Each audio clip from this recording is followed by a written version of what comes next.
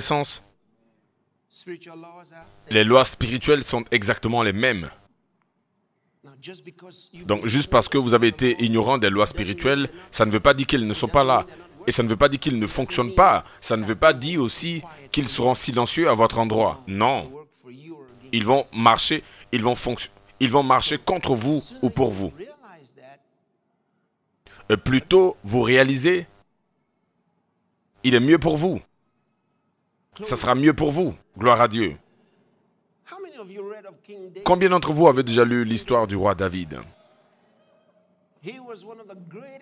Il était l'un des plus grands rois qui n'ait jamais vécu. Alléluia. Et Dieu a rendu des témoignages de lui dans les Écritures. Et Jésus a également parlé de David. Donc, non seulement nous savons que l'histoire de David est vraie, mais nous savons également qu'il avait un caractère remarquable. Et la parole de Dieu parle tellement de lui, donc c'est un personnage que vous devez étudier. Pourquoi il avait tellement de succès? Il a remporté toutes les batailles dans lesquelles il s'est engagé. Toutes les batailles. Il les a remportées. Israël n'a jamais perdu une bataille au temps de David. La seule bataille dans laquelle ils ont été vaincus, et ce partiellement, c'était la bataille dans laquelle il n'a pas participé. Il n'y était pas.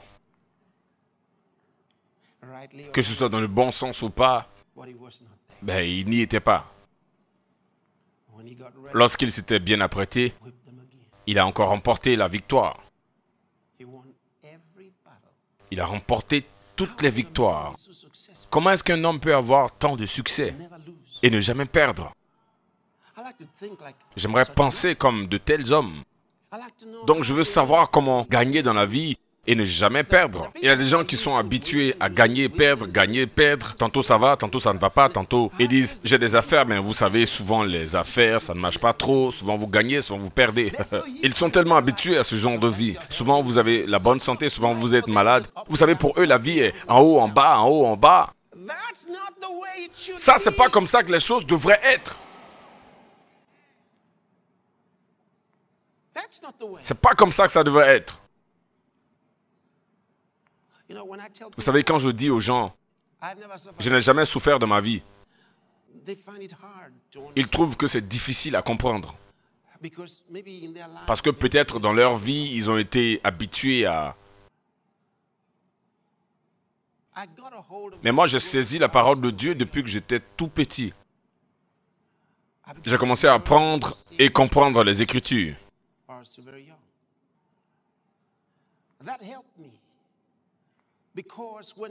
Parce que lorsque les défis de la vie, les crises de la vie venaient, je gagnais toujours. À chaque instant, j'ai appris beaucoup les Écritures. J'ai appris comment me tenir dans la parole de Dieu et dans les choses de Dieu. J'ai tout appris. Et j'ai découvert que vous pouvez toujours et vous devriez toujours gagner dans la vie. Vous savez, lorsque les gens se posent des questions à ce sujet, je me pose des questions à leur sujet. Parce que je me demande, qu'avez-vous appris à propos de Jésus? Quel genre d'homme est-ce qu'il était? Comment est-ce qu'il était, Jésus? Est-ce qu'il était un gagnant ou un perdant? Il était toujours un vainqueur. Il était toujours victorieux. Et il nous a donné cette vie. La raison pour laquelle il était toujours victorieux, ce n'était pas à cause de quelques aides qu'il a eues, mais c'était à cause de la personne qu'il était, la connaissance de son identité et de ce qu'il savait.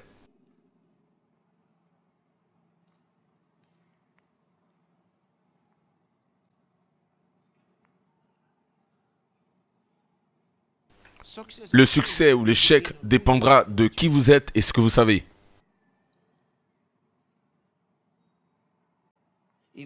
Si vous êtes ce que vous êtes et que vous ne savez rien de votre identité et que vous ne savez pas quoi en faire, vous allez échouer. Vous allez échouer. Vous allez échouer, vous allez demander pourquoi. Et ça, c'est la raison pour laquelle beaucoup de chrétiens ne comprennent pas pourquoi les choses ne marchent pas pour eux. Donc, ils blâment l'Église, ou blâment leur pasteur, ou blâment les autres, ou blâment leurs frères et sœurs en Christ. Blâment quelqu'un pour leurs problèmes. Le problème, c'est qu'ils ne savent pas quoi faire. Dieu a dit, mon peuple périt pour le manque de connaissances. Le manque de connaissances. Le manque de connaissances spirituelles. Véritable connaissance. Vous voyez, vous voulez plus de grâce dans votre vie. Cela va augmenter votre capacité à opérer des miracles.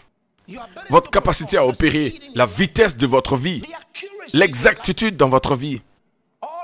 Tout cela va s'augmenter par le fait de la grâce.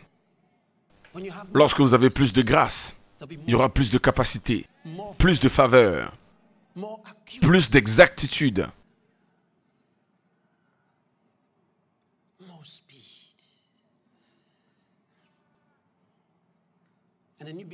Et vous allez devenir une merveille pour votre génération. Les autres ne vont pas cesser de s'émerveiller à votre sujet. Comment est-ce qu'il arrive à faire ces choses? Comment est-ce qu'elle arrive à faire ces choses? Pourtant, ça, c'est la grâce de Dieu. Vous savez, beaucoup de personnes pensent que la grâce est cette chose de laquelle nous n'avons rien à faire. Nous attendons simplement et nous espérons que la grâce puisse nous localiser quelque part. Et nous continuons d'espérer que quelque part, de quelque manière, Dieu, dans sa miséricorde infinie, nous regardera ici-bas sur la terre et dira, « je me sens bien aujourd'hui, je te donne cette chose. » Mais ce n'est pas comme ça que ça fonctionne. La vie est spirituelle. Le succès ou l'échec vont dépendre de qui vous êtes et ce que vous savez. La vie humaine est contrôlée depuis le règne de l'esprit. Que vous le sachiez ou non.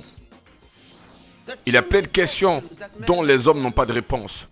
La raison est ceci, c'est que l'homme est un esprit. Et parce que l'homme est un esprit, il doit participer au règne de l'esprit.